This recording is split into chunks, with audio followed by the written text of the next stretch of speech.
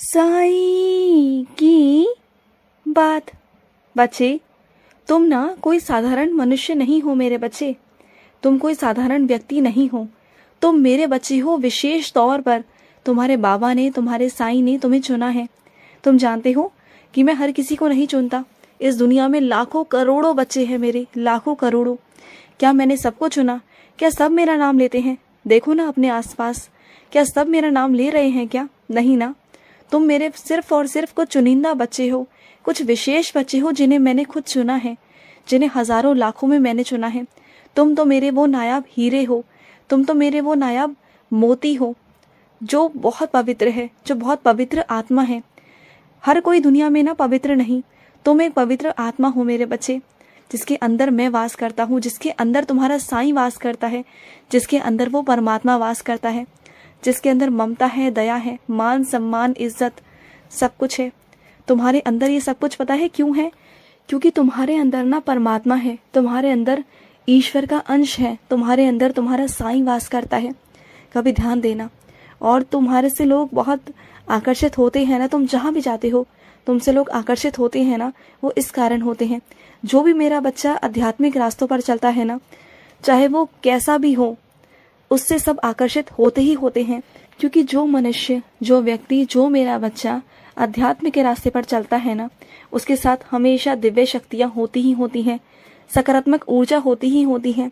और हर कोई उस सकारात्मक ऊर्जा से ना आकर्षित हो ही जाता है। चाहे तुम कहो ना कहो, तुम्हारे चेहरे को देखकर ना, तुम्हारे चेहरे के तेज को देखकर, तुम्हारे चेहरे के नूर को देखकर ना, तुमसे लोग आकर्षित होते हैं। जब तुम मुस्कुराते हो ना, तब लोग तुमसे आकर्षित होते हैं। जब तुम किसी से बात करते हो ना, तुम्हारे शब्दों का जो भार है, जो तुम्हारे शब्द है ना, वो लोगों पर प्रभाव डालते हैं।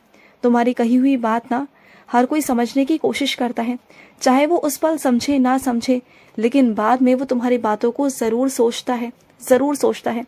अगर कोई नास्तिक भी होगा ना, तो वो भी एक पल को ना मजबूर हो जाता है तुम्हारे बारे में सोचने के लिए। तुम क्या कह गए ना, वो इस बारे में सोचता है, क्योंकि तुम्हारे अंदर मैं हूँ, तुम्हारा साईं है, तुम्हारा साईं वास करता है। ध्वनि तुम्हारी होती है, लेकिन शब्द मेरे होते हैं। बोलते तुम हो, लेकिन बुलवाता मैं हूँ। तुम नहीं जानते हो, बहुत सारी जगहों पर ऐसा हुआ है ना, तुम्हें भी कई बार लगा ना कि ये काम तो तुम नहीं कर सकते थे, लेकिन वो तुमने कर दिया। तुम वहां बोल नहीं सकते थे, लेकिन तुमने बोल दिया। तो वो सब क्या था? वो मैं ही तो था। तुम बोल रहे थे, लेकिन शब्द मेरे थे। तुम काम कर रहे थे, लेकिन हाथ मेरे चल रहे थे। काम मैं करवा रहा था, तो वो काम तो होने थे ना। जहां जहां मैं पहुंच जाऊं ना, वहां ऐसा हो ही नहीं सकता कि वो काम रुक जाए। ऐसा हो ही नहीं सकता, बिल्कुल नहीं हो सकता। और सुनो, तुम जिसके जीवन में प्रेरणा बनने की कोशिश कर रहे हो ना, जिसको तुम अंधेरे से निकालकर उजाले की तरफ लाने की कोशिश कर रहे हो, मानता हूं कि तुम कोशिश कर रहे हो, तुम चाहते हो कि वो वहां से निकल जाए। लेकिन अगर सामने वाला व्यक्ति ही खुद वहां से निकलना नहीं चाह रहा, वहां से हटना नहीं चाह रहा, तो तुम कितना कर लोगे? तुम कितना उसे धक्का लगाओगे? कितना उसे बार बार बोलोगे? कब तक अपनी बेइज्जती कराओगे? कब तक अपना अपमान करवाओगे? बस कर दो अब। जब तक उसे लग रहा है कि वो सहन कर सकता है, तो उसे सहन करने दो। लेकिन जब उसे लगेगा कि वो हाँ अब सहन नहीं कर पा रहा, तो वो खुद ब खुद वहां से बाहर निकलेगा। लेकिन अब बस कर दो। तुम किसी को बदल नहीं सकते, तुम किसी की सोच को नहीं बदल सकते, तो जाने दो उसे। कभी कभी ना कुछ लोगों को, कुछ चीजों को ना उन्हीं के हाल पर छोड़ देना चाहिए, वक्त के हिसाब से, या फिर मेरे हाल पर छोड़ दो। समझ गए? और सुनो, तुम्हारे बहुत जरूरी कागजात थे जो तुम्हें वहां से उठाने थे, किसी कार्यालय से, और तुम रोज आजकल आजकल करते हो, और वो तुम्हारे कागजात अभी भी वहीं पड़े हुए हैं। तुम्हारे पास समय ही नहीं है कि जाकर वहां से ले लो, वहां से उठा लो। कि तुम्हारी बहुत बड़ी गलती है। तुम जितना देरी कर रहे हो ना, वो इधर से उधर हो जाएंगे, फिर तुम्हें नहीं मिलेंगे, फिर तुम चक्कर काटते रहना, फिर तुम्हें नहीं मिल पाएंगे वो। तो सही समय से जाकर उठा लो ना। क्यों तुम इतने आलसी हो गए हो? क्यों इतना अपने कामों में ही ना आलसपना दिखाते हो? तुम जानते हो ना कितने जरूरी चीजें हैं वो, कितने जरूरी हैं वो कागजात। तुम्हें कब समझ में आएगा? कब तुम अपनी जिम्मेदारियों को ढंग से संभालने की कोशिश करोगे? कब अपनी जिम्मेदारियों को निभाओगे? अपनी जिम्मेदारियों को समझो, अपनी जिम्मेदारियों से भागो मत। जब तुम अपनी जिम्मेदारियों को अच्छे से निभाने लग जाओगे ना, और सारे काम समय से होने लग जाएंगे, तो तुम्हारे अंदर की जो चिड़चिड़ है ना, वो भी खत्म हो जाएगी कई हद तक। तुम्हारी चिड़चिड़ का कारण ना कई हद तक तुम खुद भी हो, क्योंकि तुम्हारे काम समय से होते नहीं, तुम अपने कामों को सही समय से करते नहीं, और फिर तुम्हें गुस्सा आता है, और फिर तुम्हारा गुस्सा कभी इधर निकलता है तो कभी उधर निकलता है, और ज्यादातर ना तुम्हारा गुस्सा अपनी माँ पर, अपने बच्चों पर निकलता है। क्यों? क्योंकि वो कमजोर है। तुम हमेशा कमजोर पर ही ना हावी होने की कोशिश करते हो, और ये बहुत गलत चीज़ है। क्या तुम कभी अपने दफ्तर जाकर अपने से बड़े अधिकारी या फिर अपने से बड़े किसी पर तुम गुस्सा कर सकते हो? तुम्हारे घर को ही ले लो।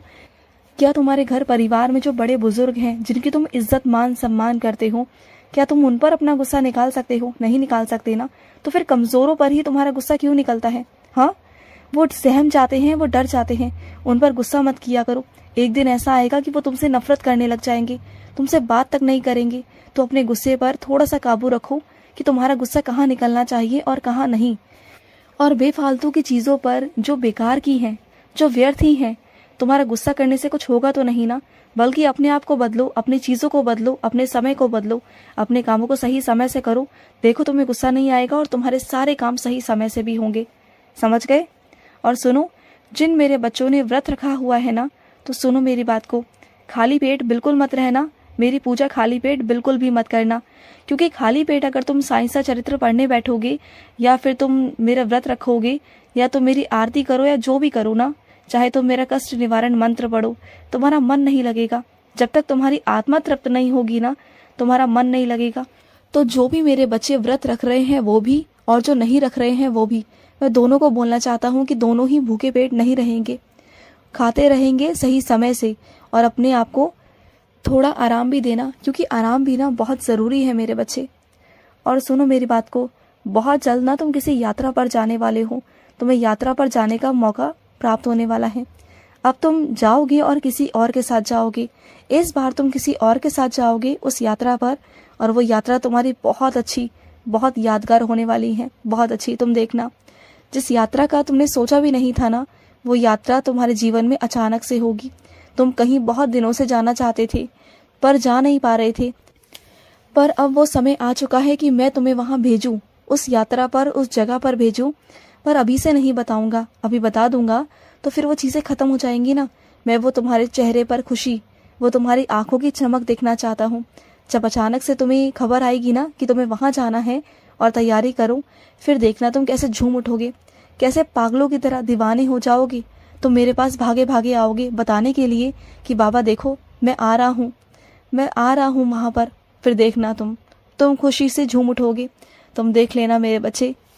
और सुनो, जब तुम्हें पता है कि तुम्हारे निगरानी के बाहर तुम्हारी चीज़ों का संभाल नहीं होती है, तुम्हारी चीज़ें इधर से उधर हो जाती हैं, तुम्हारे पीछे से लोग जांच पड़ताल करते हैं, तो अपने सामानों की रक्षा तुम खुद क्यों नहीं करते?